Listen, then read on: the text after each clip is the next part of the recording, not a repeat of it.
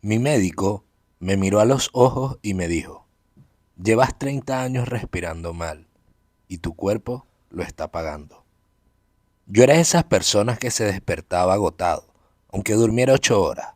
Pensaba que era normal, que así era la vida adulta. Tenía ansiedad por las mañanas, me costaba concentrarme y mi pareja ya ni dormía conmigo, porque mis ronquidos eran insoportables. Probé de todo, colchones de 2000, pastillas, apps de meditación, pero nada funcionaba.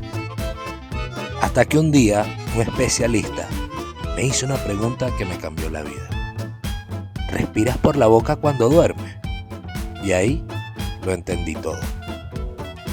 Cuando respiras por la boca, tu cuerpo entra en modo alerta. Es como tener la alarma de incendios sonando bajito por la noche. Tu sistema nervioso nunca descansa de verdad.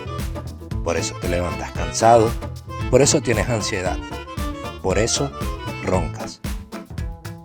La respiración nasal hace todo lo contrario.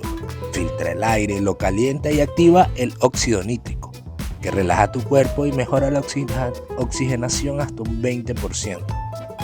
Los atletas olímpicos lo saben. El 90% entrena su respiración nasal. No es ninguna casualidad.